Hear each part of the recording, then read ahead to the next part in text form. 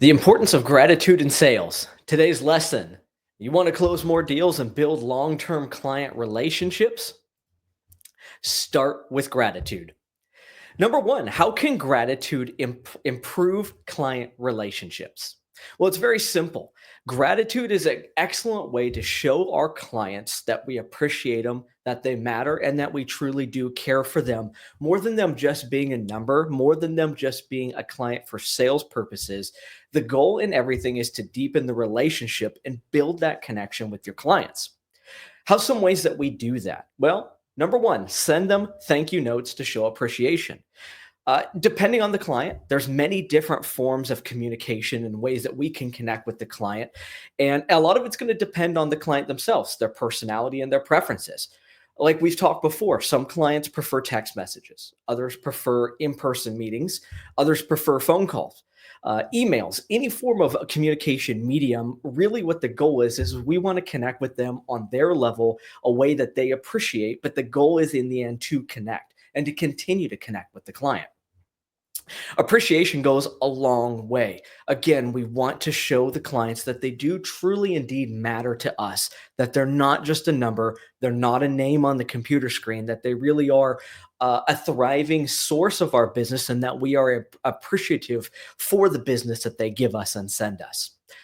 Celebrate client milestones, closing anniversaries. Again, these are all different ways to reach out to your client over the long term and continue to deepen that relationship even beyond the sales process.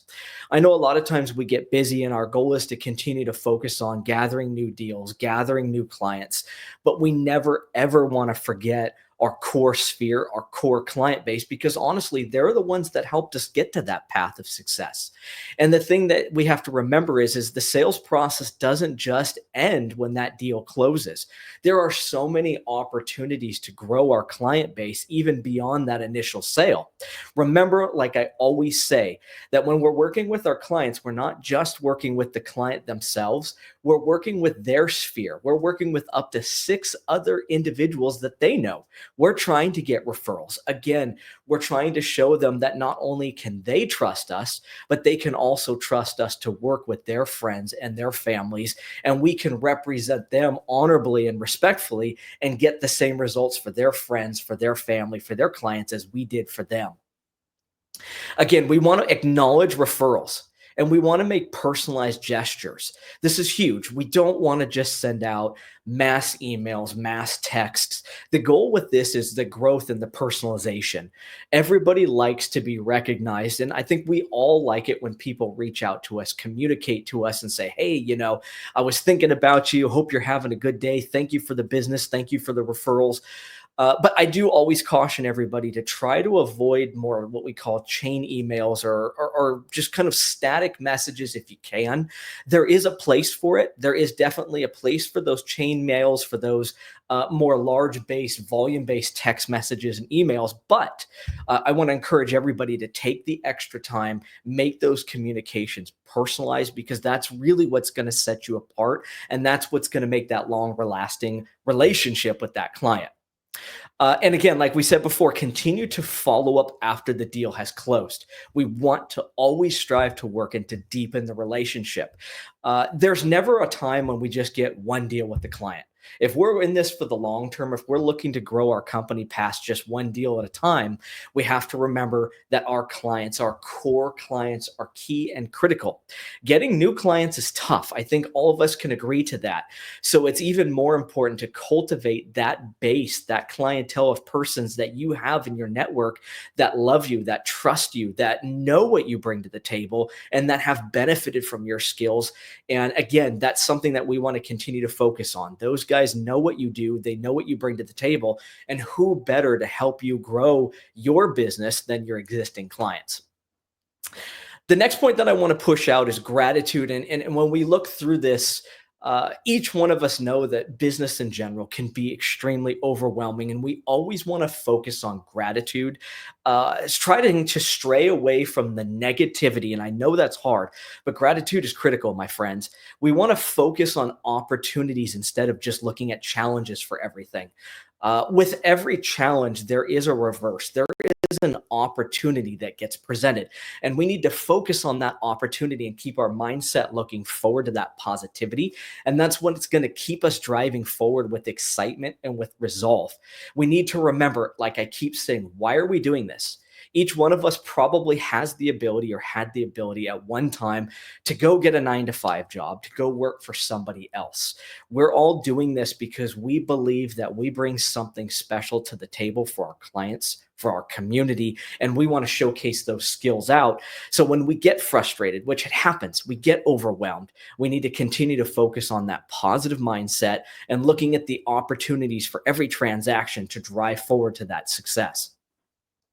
In the end, we want to use gratitude to strengthen our mental resilience. And I want to focus on that again. I want to reiterate that because I think it's very important in using gratitude to strengthen your mental resilience. Friends, this is a mental game just as much as it's physical and going out there and meeting with the clients and hitting the streets and doing the network events. Your mindset is everything. And remember, people want to do business with not only people that are professional and that know what they're doing, but they want to do business with positive people. Nobody wants to do business with somebody that's negative.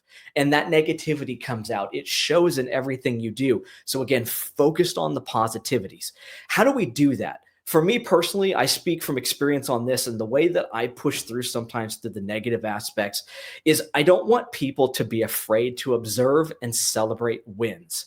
A lot of times it can come across, I think people push it off as, oh, I don't want to boast. But I'm going to tell you, friends, don't be afraid to boast. This is a noisy environment that we live in with social media, with television, with all the media in general. You've got to find a way to rise above all that noise. And don't be afraid to go out there and celebrate those wins, to showcase those wins out. Again, find the wins. There are wins in everything, even in deals that fall through. Be able to look at that deal and say, okay, this didn't turn out the way that I wanted it to turn out. However, here's a positive thing that I can pull from it, maybe a learning opportunity. If you can look at a negative situation or a deal that didn't go through and you can pull out a learning opportunity to apply to the next deal, my friends, that's a win. And we always have to be focusing on those wins. When you look at the best of the best in any industry, they're always driven by the wins. They always focus on those wins because that's what's going to keep that mindset positivity going forward. And that's what's going to drive you. Wins are great. Wins are why we're doing this. And when you get a win, you get excited and you want to get the next win coming forward. And what I found in this industry and really any sales industry is all about momentum. And you want to keep that momentum pushing forward. I'm going to leave a few seconds here. If anybody's got any comments on Instagram Live that they'd love to add to that, feel free to type in any sort of positivity notes that you want to share. But in the end, guys, again, like I say, is I want everybody to continue on that positive mindset, gratitude, working with those clients, deepening the relationships with those clients, and don't be afraid to seek out those wins and don't be afraid to push out the wins into the public. It's important. Again, nobody's out there going to be cheerleading for you. You got to go out there and you got to showcase to the world why you're great, why you're doing this, and why they should be doing business with you. Thank you so much, everybody, for joining. I'm going to wrap up here real quick, as I always do, just to remind everybody that Lisa Copeland and myself, we're looking for agents to join us here on our Central Texas team. We're growing rapidly, and if you're looking to take your career to the next level, we'd love to speak with you, and we'd love to be there to guide you. We've got some of the best trainers out in the industry out there looking to help you, and we want to make sure we can be with you on your path to success. On the flip side, if you're looking to get in the industry and you don't know where to start, give me a ring, give me a message. I'd love to help you get on that path. I can be there to guide you and get you into that next level of getting your license and becoming successful in this industry. As I always say, everybody, go out there today. We don't want to be good. We don't want to be great. My friends, the goal here is we want to be the elite. We want to be the best of the best. Then and only then are we going to seek out and we're going to receive that success that we're looking for. And the goal, my friends, is we want to be the best for our friends, for our family, for our community. So I leave you with this. Go out there, guys, and be the best. Talk to you tomorrow.